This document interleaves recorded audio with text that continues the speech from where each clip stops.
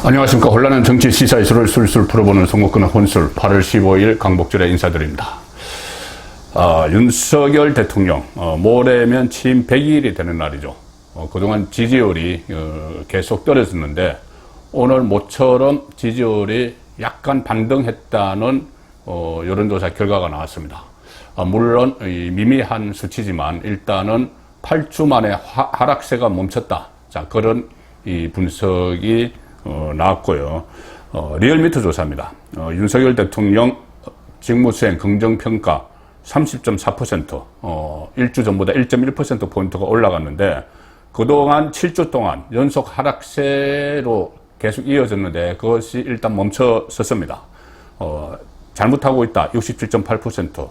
이것은 약간 또 떨어졌습니다. 0.6%포인트 떨어졌는데, 자, 미세한 상승이지만은 지난주 금요일날 발표된 갤럽 여론조사에서도 1%포인트가 지지율이 상승한 것으로 나타났기 때문에 좀 반등되는 이 국면이 아닌가 그렇게 예상이 되는데, 그 이유는 윤석열 대통령이 지난주에 휴가를 다녀왔죠. 그리고 몇 가지 변화가 있었습니다.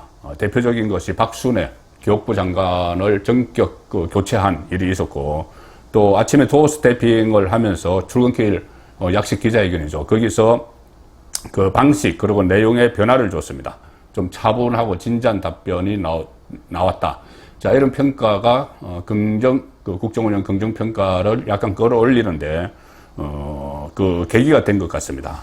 이 조사가 그런데 8일과 12일 사이에, 지난주 월요일과 금요일 사이에 이 조사가 진행이 됐기 때문에 다만 그 토요일에 있었던 이준석 국민의힘 대표의 이 막장 기자회견은 반영이 되지 않았습니다. 그러면 앞으로 이준석이 윤석열 대통령을 맹폭격한 그 기자회견이 윤석열 대통령의 국정운영 지지율에 어떤 영향을 미칠 것인가, 그 부분을 제가 한번 오늘 짚어보겠습니다. 오늘 이 토요일 날 조사 결과가 나오려면은 아마 한 내일쯤부터 그 여론조사 결과가 나올 텐데, 이준석이 어제 페이스북에 내일부터 라디오에서 뵙겠다 이렇게 하면서 본격적인 또 여론전을 내비쳤죠. 여론전을 하겠다.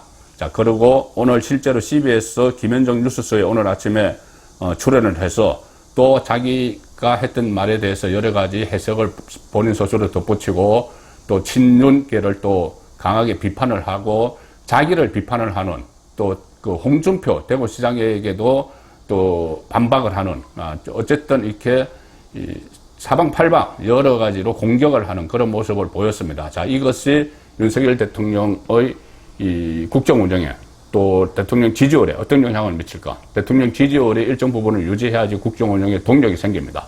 그래서 핵심은 이준석의 내부 총질이 계속 이어질 것인가? 그리고 이어지면은 국민은 이것을 어떻게 바라볼 것인가?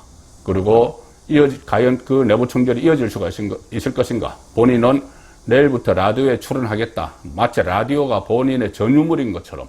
사실상 여러 방송에서 일단 이준석이 나오면은 아주 자극적인 말을 하기 때문에, 시청률이 나오기 때문에, 청취율이 나오기 때문에 계속 이준석을 출연을 시키죠. 그렇지만 그것이 언제까지 갈 것인가? 자, 그 문제가 남아있는 겁니다. 일단 이 여론을 보면은, 이 국민 여론은 아직 수치로 드러나지가 않지만은, 정치인들, 그 중에서도 그동안 이준석에게 우호적이었던 사람들의 반응을 보면은 전반적인 기류를 읽을 수가 있겠죠. 이준석을 비판을 해왔던 가령 나경원 전 의원이나 아니면은 김기현 당권 주자들, 이런 사람들 의견을 일단 제외를 하고 상당히 강하게 공격을 하고 있지만, 그것을 논외로 치고 이준석을 옹호해왔던, 두둔해왔던 사람들은 그러면 이준석의 그 막장 기자회견을 어떻게 평가를 하느냐, 그 부분을 보면은 전반적인 정치권 안의 분위기는 알 수가 있죠. 그리고 그것이 또 민심으로 확장될 가능성이 높아지는 겁니다. 이준석의 우호적인 이었던 인물들, 지금 이준석에게 큰 실망감을 느끼면서 결별을 선언을 하는, 자, 그런 일이 지금 속출하고 있습니다. 자, 홍준표 대구시장, 이준석에게 상당히 우호적이었죠. 이준석 그동안 국민의힘에 복당을 못하다가 김종인 비대위원장 시절에 그 악연이 있었죠. 그 악연 때문에 이 복당을 못하다가 이준석 체제에 들었으면서 복당을 했습니다. 복당을 해서 대선 후보 경선까지 나갔고 지금 대구시장으로 돼 있는데, 홍준표 그제 이준석 기자회견 직후에 이런 이야기를 했죠. 왜 윤석열 대통령에게 이준석이 이 새끼 저 새끼 욕을 먹었는지 생각을 한번 해봐라, 이렇게 충고를 했습니다.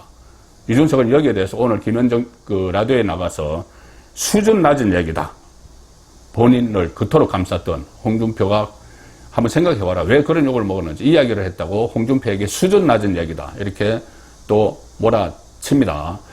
자, 오늘 홍준표 이준석을 향해서 이렇게 이야기합니다. 더 이상 이제 이준석 신도롬은 없다. 정치판의 천변만화가 시시각각 변하는데 아직도 2년 전 상황으로 착각하고 막말을 쏟아내면서 때를 쓰는 모습은 보기에 참 딱하다. 2년 전 상황, 이것은 전당대회를 말하는 것 같은데, 그때 이준석 영선 국회의원 선거에 나와서 3번이나 떨어졌는데 일종의 신도롬, 물론 국민의힘 안의 신도롬이 아니고 역선택이 많았죠. 젊은 36세 당대표 해서 정확히는 1년 2개월 전이죠. 그때를 생각을 여전히 하고 있는데 이제 그런 거 없다, 정신 차려라, 이 이야기입니다. 그리고 이렇게 이야기합니다. 홍준표 대구시장, 박근혜 정권 탄핵 때는 몰락해가는 정권이었지만 윤석열 정권은 이제 갓 시작한 정권이다. 여기에 맞서는 것은 당랑 거철에 불과하다. 자, 박근혜 탄핵 때 그때 유승민 전 의원을 따라서 이준석이 동참을 했죠. 박근혜 정부 때 초기에 호가호위하면서 접대까지 받고 그 바람에 본인의 처지가 이렇게 됐는데 나중에는 박근혜 탄핵에 동참을 했습니다. 그때는 힘도 없었지만 그냥 따라갔죠. 그런데 그때는 몰락해가는 정권이어서 막 그렇게 했을지 모르겠지만 지금 윤석열 정권은 갓 시작한 정권으로 기세가 등등한데 여기에 감히 맞서가지고 그때 박근혜 정권 때처럼 마치 뭔가를 할 수 있을 것처럼 이렇게 한다는 것은 당랑 거철에 불과하다.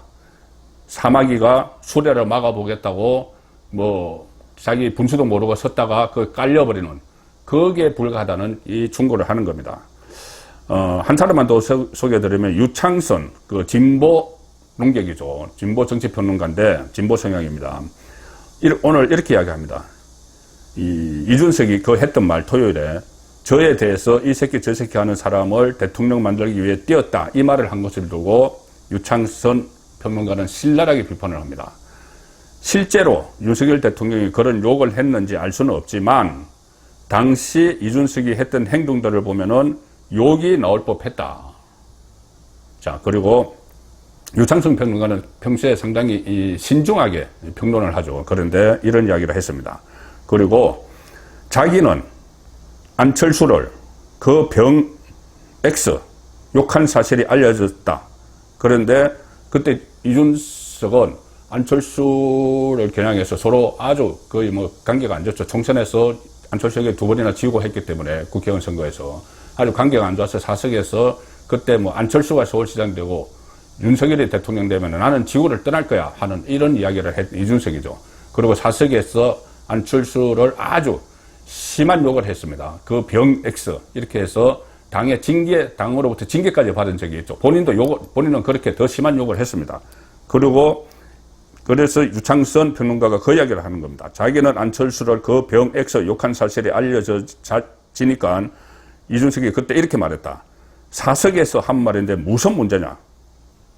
이렇게 해놓고 지금은 눈물을 흘리면서 억울하다고 하소연을 하고 있다. 자, 사석에서 한 말. 개인적으로 텔레그램을 통해서 주고받은 메시지. 뭐가 다른지. 본인은 사석에서 내가 욕했는데 무슨 문제냐 이렇게 했는데 지금은 텔레그램 메시지 가지고 억울하다 그러면서 눈물까지 보이면서 국민의 정세에 호소하는 그런 행동을 보이고 있다는 겁니다. 유창선 평론가는 이렇게까지 이야기합니다.